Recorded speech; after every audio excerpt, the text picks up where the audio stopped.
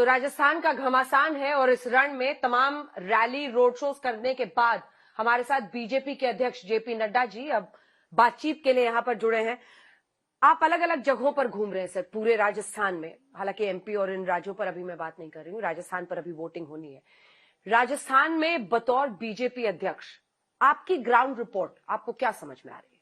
देखिए, सबसे पहली बात तो यह है कि राजस्थान की जनता इस समय गहलोत सरकार से बहुत ही पीड़ित है, ग्रसित है और बहुत तकलीफ में है। जो कुशासन रहा, जो उनके मन में खोट रहा गहलोत सरकार के, और जिस तरीके से उन्होंने 5 साल शासन चलाया, वो लोगों के बीच में शासन नहीं किया, उन्होंने आपसी लड़ाई में ही समय गंवा दिया और भ्रष्टाचार चरम सीमा पर पहुंचा। विधायकों को खुश करने के लिए भ्रष्टाचार की छूट दी गई, प्रशासन नाम की कोई चीज नहीं रही। और जैसा मैंने कहा कि नियत में खोट आने के कारण राजस्थान को बहुत बड़ी चोट लगी और इस कारण से लोग उनसे त्रस्त हैं। दूसरी ओर भारतीय जनता पार्टी का गवर्नेंस मॉडल और भारतीय जनता पार्टी मोदी जी के नेतृत्व में जिस तरीके से लोगों के लिए काम कर रही है और वह काम केंद्र की जो कार्यक्रम है, जो स्कीम्स हैं, वो जो नीचे तक पहुंचा है, उसके कारण लोगों का विश्वास, लोगों की आशा भारतीय जनता पार्टी से बनी है। तो ग्राउंड रिपोर्ट क्या कह रही है? ग्राउंड रिपोर्ट ये कह रही है कि भारतीय जनता पार्टी स्पष्ट तरीके से चुनाव जीत रही है और एक तरफा चुनाव हो रहा है और कांग्रेस बैकफुट पर चली गई है और कांग्रेस सही मायने में अब जिसको कहा जाए कि चुनाव में काफी पिछड़ चुकी है और पिछड़ने के साथ साथ उनका जो कार्य करने का तरीका है वह भी अब कैंपेन को कहीं बल नहीं दे रहा है, उनके कैंपेन को। हाँ। तो ये कॉन्फिडेंस कहां से आ रहा है? ये कॉन्फिडेंस आपको प्रधानमंत्री नरेंद्र मोदी के चेहरे से आ रहा है कि आप राजस्थान मोदी के चेहरे? देखिए, कॉन्फिडेंस तो मैंने जैसे कहा कि प्रधानमंत्री मोदी जी के प्रति लोगों का विश्वास, जब मोदी जी कहते हैं कि ये मोदी की गारंटी है तो उसका बहुत बड़ा इम्पैक्ट पड़ता है, बहुत नीचे तक जाता है। लेकिन इसके साथ साथ जो मैं लोगों के साथ बातचीत और हमारी सभाओं में जो कनेक्ट देखता हूं मैं, उससे मुझे कॉन्फिडेंस आता है कि लोगों का, कल मैं एक रोड शो में था वो डूंगरगढ़ में, वो रोड शो नहीं था, वो सैलाब था। मैं आपको तस्वीरें भी दिखाऊंगा, एक तरीके से जन सैलाब था। और क्या होता है, मैं जब चलता हूं तो मैं खुद ही हाथ हिलाता हूं, तो उससे मुझे करंट का पता चलता है कि जो जवाब जो देने वाला है, जो उससे कितना उसमें रिस्पांस आ रहा है। दुकानों से लोग जिस तरीके से बाहर निकल करके वेव करते हैं, छतों पर चढ़ करके लोग रोड शो का इंतजार करते हैं और जो उनके चेहरे पर मुस्कान आती है, जो उनके चेहरे पर रौनक आती है, वह मुझे कॉन्फिडेंस देता है कि चुनाव एक तरफा हो रहा है और चुनाव में भारतीय जनता पार्टी को लोगों ने लाने का मन बना लिया है। लेकिन नड्डा जी, जब आप प्रधानमंत्री के चेहरे को प्रोजेक्ट करते हैं तो क्या इस बात की ये स्वीकारोक्ति नहीं है कि आपकी जो स्टेट लीडरशिप है इन तमाम राज्यों में, उस स्टेट लीडरशिप पर एंटी इनकम्बेंसी का डर आपको सता रहा है और भरोसा आपका उन चेहरों पर कम है, इसीलिए पीएम का चेहरा सामने? नहीं, ऐसा नहीं है। देखिए, हम थोड़ा सा इसको आप स्ट्रेटेजी वाइज समझिए। भारतीय जनता पार्टी कार्डर बेस्ड ऑर्गेनाइजेशन है, मास बेस्ड है और आइडियोलॉजिकल पार्टी है। प्रधानमंत्री आज दुनिया में पॉपुलैरिटी रेटिंग में सबसे ऊपर है दुनिया में। अब ये हमारा सौभाग्य है कि वो हमारे भारतीय जनता पार्टी के नेता हैं और शीर्षस्थ नेता है और वह अपने आप को कार्यकर्ता भाव से संगठन के लिए हमेशा काम के लिए और संगठन को आगे बढ़ाने के लिए हमेशा लगे रहते हैं। अब ऐसी परिस्थिति में जो हमारे नेता, ये हमारा सौभाग्य है, तो कैंपेन में हम उनका सदुपयोग करें, ये आवश्यक भी है और हमारे लिए जरूरी भी है। अब यहां से मैं आपको थोड़ी दूसरी बात भी समझाऊंगा कि जब हम कैंपेन करते हैं तो जिला लेवल से लेकर नेशनल लेवल तक सभी लीडर प्रोग्राम्स में आते हैं और सभी के प्रोग्राम्स होते हैं। अब यहां क्या स्टेट लीडर्स के प्रोग्राम नहीं हो रहे? क्या हो रहे हैं? लोगों ने 30-30 रैलियां की हैं, 20-20 रैलियां की हैं, लेकिन उसके साथ साथ प्रधानमंत्री जी आते हैं, रक्षा मंत्री जी आते हैं, गृह मंत्री जी आते हैं, राष्ट्रीय अध्यक्ष आता है। तो अब डिफरेंस क्या है? कांग्रेस में ये फलाने का कार्यकर्ता है, कांग्रेस का कार्यकर्ता नहीं है, ये फलाने का कार्यकर्ता है। तो फलाने की जगह फलाने राम नहीं जाएंगे और फलाने के यहां फलाने राम नहीं जाएंगे। हम एक साथ एक दिन में 20-20 कॉन्स्टिट्यूएंसीज कवर करते हैं। कैसे करते हैं? हर एक कोई 4-4 कॉन्स्टिट्यूएंसीज करते हैं, और प्रधानमंत्री तो संभाग को करते हैं, यानी 10-10 कॉन्स्टिट्यूएंसीज को एड्रेस करते हैं। तो क्या होता है, ये हमारा स्टाइल ऑफ फंक्शनिंग है, जिसको आप लोग कई बार कारपेट बॉम्बिंग भी कह देते हैं।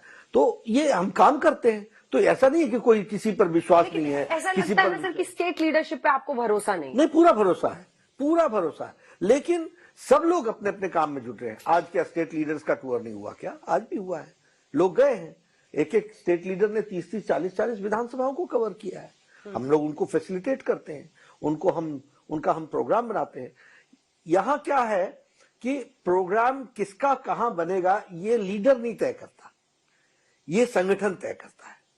और कौन प्रोग्राम किस समय होगा, यहां तक कि रोड शो कहां होगा और पब्लिक मीटिंग कहां होगी, ये भी हम तय करते हैं। तो इसमें मैक्सिमम यूटिलाइजेशन हो, मैक्सिमम कैंपेन को हम थ्रस्ट दे सके। और आप अंजना जी देखते होंगे कि बीजेपी 3 दिन में 2 दिन के अंदर हवा बदलती है।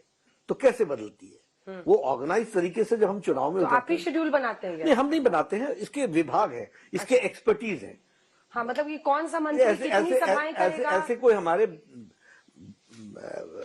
बैकरूम जिसको कहिए, वॉर रूम कहिए, जो भी आप कहें, जो भी आप शब्दावली है, पीछे से काम करने वाले कम से कम हर चुनाव में 500 कार्यकर्ता होते हैं। They are expert in it. अच्छा, स्टार प्रचारक बनने की एलिजिबिलिटी क्या है? एलिजिबिलिटी जिसके लोगों के बीच में मांग है, जो लोग चाहते हैं, जिनको हम आइडियोलॉजी, जिनके माध्यम से हम आइडियोलॉजी पहुंचा सकते हैं, जो लोग वहां पर कनेक्ट कर सकते हैं। और इसमें भी डिफरेंट होता है, कई लोग यूपी में कनेक्ट होते हैं और वो तेलंगाना में नहीं होंगे, तो वो वहां स्टार प्रचारक है, वहां स्टार प्रचारक होंगे, वहां नहीं होंगे। हेमंत बिस्वा शर्मा असम के, वो एमपी से लेकर राजस्थान हर जगह आप तो कनेक्ट होता है, तो उपयोग करते हैं लोग, मांगते हैं, डिमांड करते हैं, तो होता है। सब लोगों को उस दृष्टि से जोड़ा जाता है। और इसके बारे में भी हम लोग, अच्छा इसमें एक बात और भी कह दूंगा अंजना जी, कि हम चांस भी देते हैं, नए नए लोगों को चांस भी देते हैं, और उनके परफॉर्मेंस को भी, क्योंकि it is a continuous process, it is a very scientific process. तो हम नए लीडर्स कैसे उभरेंगे, तो इसी तरीके से उभरेंगे। उनको हम कैंपेन में लाएंगे, वो उनको हम कैंपेन के साथ जोड़ेंगे, और धीरे धीरे करके वो ग्रो भी होते हैं और चुनाव भी। अब स्ट्रैटेजी पर आते हैं सर, आपके जो संकल्प है और कांग्रेस पार्टी की गारंटीज है, उसमें क्या फर्क है? वो कहते हैं 500 में सिलेंडर देंगे, आप कहते हैं 450 में देंगे। वो कहते हैं इतनी नौकरियां देंगे, आप इतनी देंगे। वो 10,000 गृह लक्ष्मी योजना में देते हैं, आप लाडली स्कीम लेकर आते हैं कहीं पर, और यहाँ राजस्थान में भी महिलाओं के लिए स्कीम है। फर्क क्या है फिर? मतलब फर्क ये है, कौन कितना पैसा बांट सकता है? नहीं, ऐसा नहीं। फर्क क्या है मैं आपको बताऊं। पहला फर्क ये है कि कांग्रेस पार्टी पहले डोल आउट करती थी, पैसों को डिस्ट्रीब्यूट करती थी। कांग्रेस पार्टी का इतिहास उठा करके आप देखेंगे तो आपको हमेशा ध्यान में आएगा, कहेंगे हम ये कर देंगे, हम कर्जा माफ कर देंगे, हम वो कर देंगे, हम सबको फ्री में इलेक्ट्रिसिटी देंगे। ये सब किया इन्होंने। प्रधानमंत्री मोदी जी के द्वारा जो भी कुछ दिया गया, वह उस समाज को, उस वर्ग को स्वावलंबी बनाने के लिए दिया गया। जैसे आयुष्मान भारत, गरीब आदमी अपना इलाज नहीं करा सकता था, तो हमने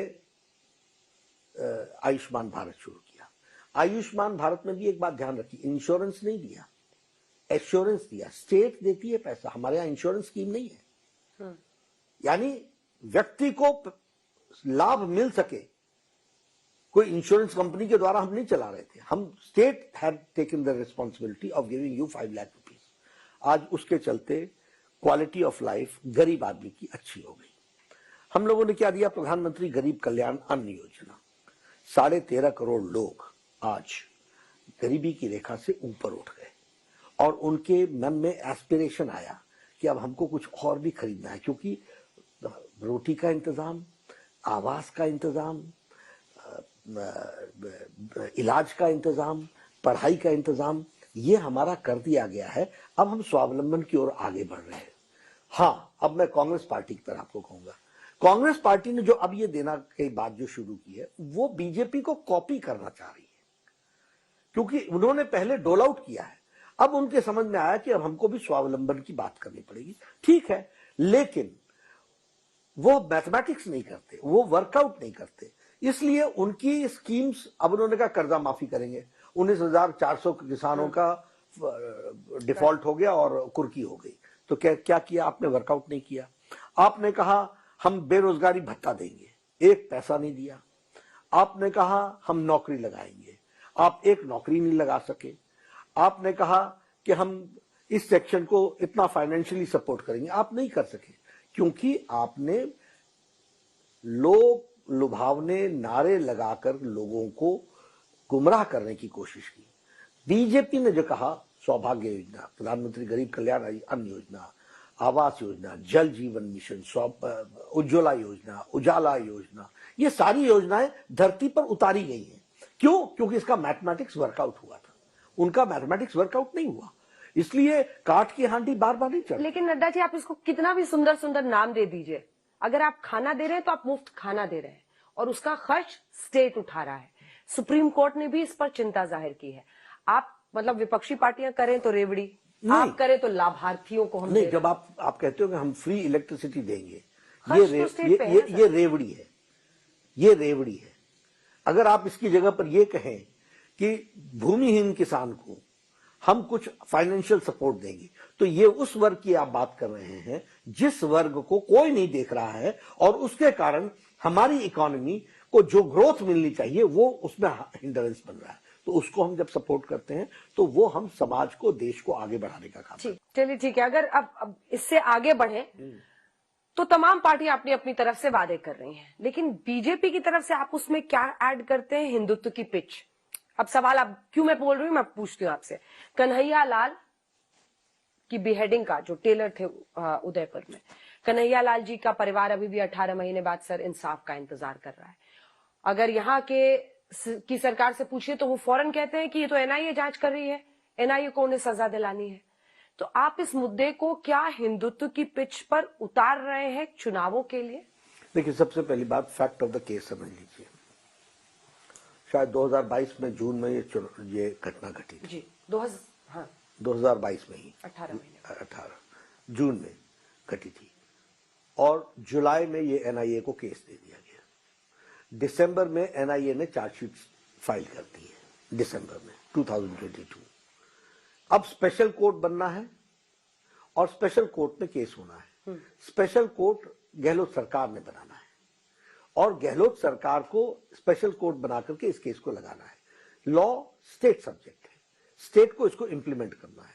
ये हमेशा झूठ बोलना, गफलत में डालना, गुमराह करना, ये इनकी आदत है। NIA has done the job now. This special court is to be set up by the outgoing government of Gehlot. आपने डिसाइड कर दिया? लोगों ने डिसाइड कर दिया। तो ये जो काम था इनका, इन्होंने नहीं किया, इस कारण से उसको न्याय नहीं मिल पाया है।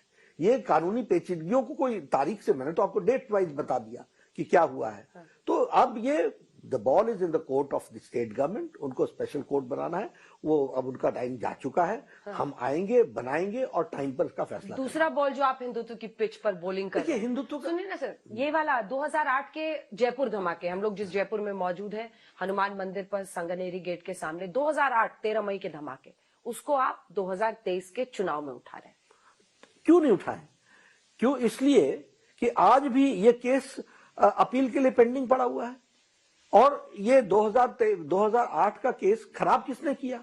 आज एडवोकेट जनरल क्यों नहीं, जब हम रिव्यू पिटीशन की बात करते हैं तो क्यों नहीं उसको आगे परस्यू करते हैं? ये इशू है कि नहीं है?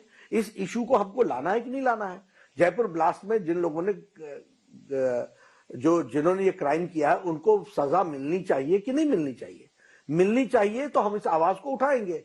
और आप इस आवाज को दबाने के लिए डिलेइंग टैक्टिक्स करते हो, ये जनता के बीच में ले जाना मेरा काम है कि नहीं है? तो हम करेंगे ही करेंगे। और ये हिंदू पिच का सवाल नहीं है, ये राष्ट्रीयता का सवाल है। This is an issue of nationalism. Nation weak होता है, टेररिस्ट एक्टिविटी को प्रोत्साहन देना, ये इसको मैं एंटी नेशनल एक्टिविटी समझता हूं। आप बहुत गंभीर आरोप लगा रहे हैं अशोक गहलोत पर कि एंटी नेशनल एक्टिविटी उनकी सरकार कर रही है। जो देखिए, इस देश के अंदर कोई बॉम्ब फोड़े और वो पकड़ा जाए, उस पर केस हो, केस में बरी हो जाए, बरी होने का कारण ये बने कि आपके लॉयर्स ने ठीक ढंग से केस को परस्यू नहीं किया, आपने उसको डिफेंड नहीं किया, उसके बाद रिव्यू के लिए जाए, उस रिव्यू को आप परस्यू न करें, तो हम क्या कहें कि आपने बड़ी राष्ट्रभक्ति दिखाई है। तीसरी बॉल जो हिंदुत्व के पिच पर हो रही है सर, वो है आप लोग जो ये तीसरा मुद्दा उठा रहे हैं कि हिंदू त्योहार नहीं मना सकते। सारे हिंदू तो त्योहार मना रहे हैं राजस्थान में, कहां मना पाए। रामनवमी का जुलूस, शोभा यात्रा रोक दी गई, कांवड़ यात्रा को निकलने नहीं दिया गया। यहां सरकारें कांवड़ यात्रा को फैसिलिटेट करते हैं, उनके लिए रास्ते बनाते हैं, उनको ठहरने के लिए व्यवस्था करते हैं। ये सरकार का काम है। सरकार ने उनको बैन कर दिया, उनको बनाने नहीं दिया गया, उनको यात्रा निकालने नहीं दी गई। और ऑन रिकॉर्ड मैं बोलना चाहता हूं अंजना जी, पीएफआई के लोगों को भाषण देने का मौका और जुलूस निकालने का मौका इस गहलोत की सरकार ने किया है, which is a banned organisation. तो क्या है ये? और हम इसकी आवाज ना उठाएं, हम लोगों को ये बताएं नहीं, क्यों नहीं बताएंगे? ये देखिए, शासक वो होता है जो सबको बराबर दृष्टि से देखे। शासक वो होता है जो रोके तो सबको रोके, और अगर वो सपोर्ट करता है तो सबको बराबर का सपोर्ट करे। जब आपकी नीयत डगमगा जाती है, किसी एक धर्म विशेष को आप प्रिविलेज देते हो और किसी एक धर्म विशेष को आप रुकावट डालते हो, तो ये आपकी नीयत में खोट है। और इस खोट को राजस्थान की जनता को बताना मेरी जिम्मेवारी है। तो इसी के सिक्के के दो पहलू हैं। आप कह रहे हैं वो मुस्लिम तुष्टीकरण कर रहे हैं, और वो कहते हैं कि आप ध्रुवीकरण कर रहे हैं। हम कह रहे हैं कि बस हिंदू मुस्लिम कार्ड। हम कहां ध्रुवीकरण कर रहे हैं? आप सोचते हैं कि हिंदू सारे हम कहां ध्रुवीकरण कर रहे हैं? यात्रा निकल रही थी, रोका किसने? कांवड़ निकले थे, क्या गहलोत सरकार ने कोई पैसे दिए थे उनको कि तुम कांवड़ निकालो? ये तो लोगों की आस्था थी। रोका किसने? आपकी सरकार ने रोका, मतलब गहलोत की सरकार ने रोका, पुलिस ने रोका। तो ध्रुवीकरण कौन कर रहा है? आपने शिवालय 300 साल का मंदिर आपने तोड़ दिया, आपने राम का मंदिर तोड़ दिया। ध्रुवीकरण कौन कर रहा है? ध्रुवीकरण गहलोत सरकार कर रही है। और हम तो we are raising the voice of the people. हमने तो कभी नहीं कहा कि कोई ईद ना मनाए, हमने तो कभी नहीं कहा कि आपको ईद के मनाने की फैसिलिटी नहीं है। और एक पिच बना रहे हैं राहुल गांधी भी, और वो पिच कई राज्यों में इंडिया गठबंधन के लोग बना रहे हैं, और वो पिच है जिस पर उनकी बॉलिंग हो रही है, वो है कास्ट सेंसस। वो कहते हैं बीजेपी इस पर बैकफुट पर है। कोई बैकफुट पर नहीं है, कोई बैकफुट पर नहीं है। ओबीसी के लिए और सभी समाज के लोगों के लिए जितना काम मोदी जी ने किया है, किसी भी सरकार ने नहीं किया है। ऑन रिकॉर्ड, ये प्रधानमंत्री गरीब कल्याण अन्न योजना, 80 करोड़ की जनता को 2 वक्त की रोटी का इंतजाम करना, इसमें सभी धर्म के लोग हैं और सभी जातियों के लोग हैं। उज्ज्वला योजना में 11 करोड़ लोगों को गैस का सिलेंडर देना, इसमें सभी धर्म के लोग हैं, सभी जाति के लोग हैं।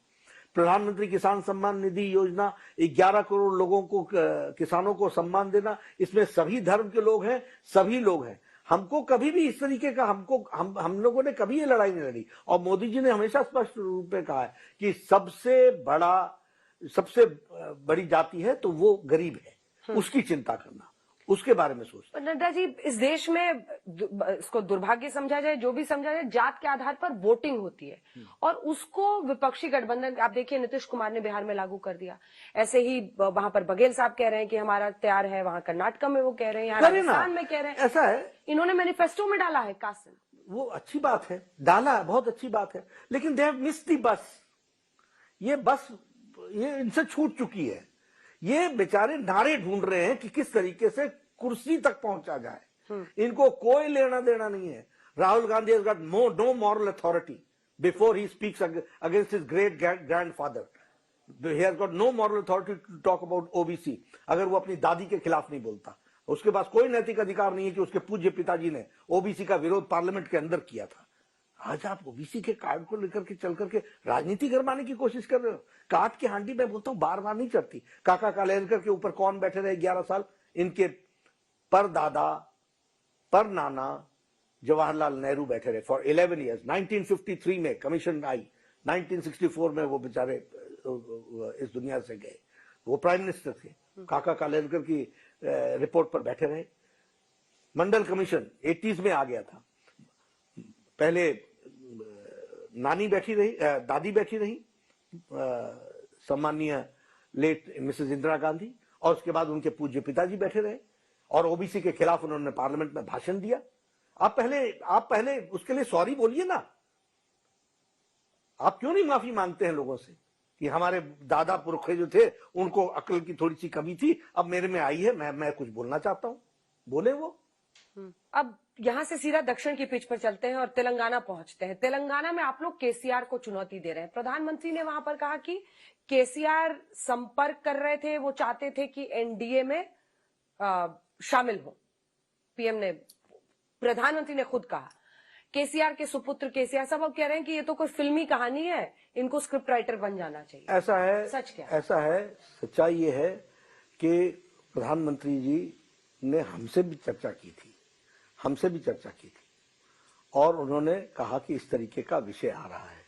पार्टी में इस पर गहन चिंतन हुआ, सीनियर पार्लियामेंट्री पार्टी के नेताओं के बीच में भी चर्चा हुई, सब लोगों के साथ चर्चा हुई और हम इस ओपिनियन के आए, प्रधानमंत्री जी और हमने उस विषय को कहा कि हम समझौता नहीं करेंगे।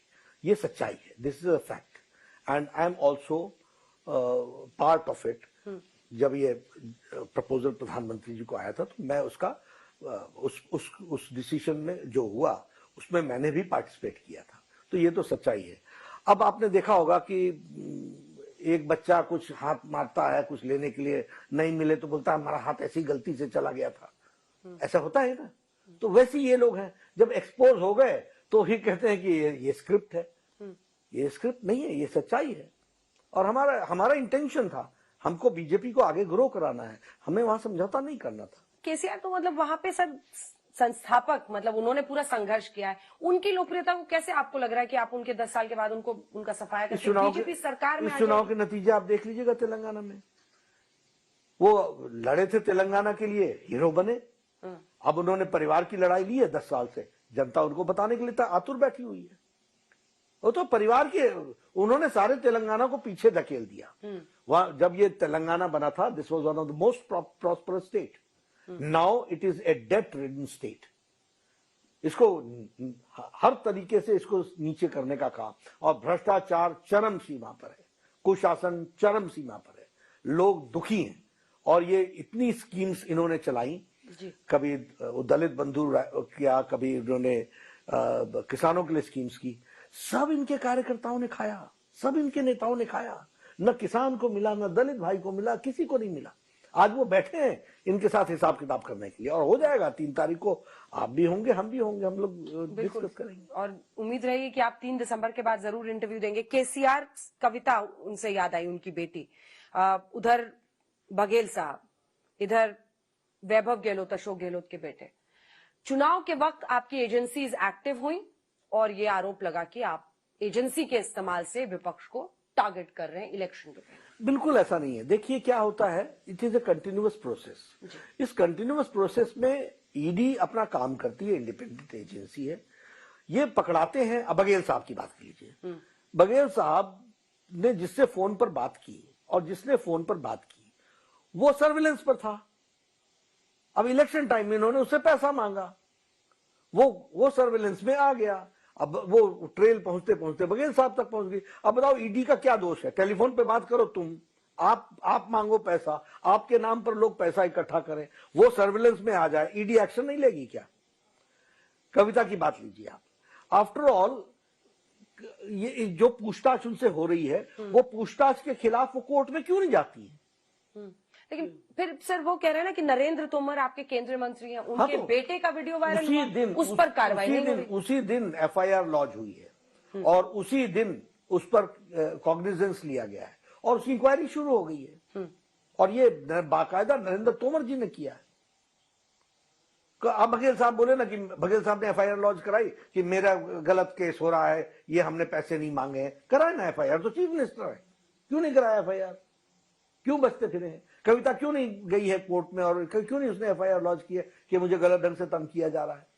नरेंद्र तोमर तो गए। तो ये डिफरेंस है ना। ठीक है, अब 5 राज्यों के अंत के सवाल की तरफ आते हैं। 5 राज्यों में कितने राज्यों के आप आश्वस्त हैं कि हम चुनाव जीतेंगे? देखिए, हम राजस्थान में सरकार बना रहे हैं, हम मध्य प्रदेश में सरकार बना रहे हैं, हम छत्तीसगढ़ में सरकार बना रहे हैं, हम एक डिसाइसिव फोर्स की तरह तेलंगाना में आ रहे हैं। हाँ। और हम मिजोरम में भी वापस एनडीए आएगी। राजस्थान में सीएम किसको बनाएंगे? ये तो हम लोग समय पर तय करेंगे। तो कुछ तो होगा, कुछ तो बताइए। देखिए क्या होता है, हम लोग के यहाँ अनफोल्ड कौन आगे चल रहा है रेस? नहीं, ऐसा कुछ नहीं है। ये मैं अंजना जी आपसे मैं ऑन रिकॉर्ड ही बोल देता हूँ, मैं सब लोगों को बोलता हूँ। देखिए, मैं संगठन का आदमी हूँ, लंबे समय से मैंने संगठन का काम किया है जी। मैं सबको बोलता हूँ, इस तकलीफ में मत पड़ो। हमारे यहाँ फैसला 15 से 20 मिनट के अंदर होता है, और जब होता है तभी होता है, उससे पहले कुछ नहीं होता। तो जिस दिन होगा हम आपको 15 मिनट बाद जरूर सूचित करेंगे।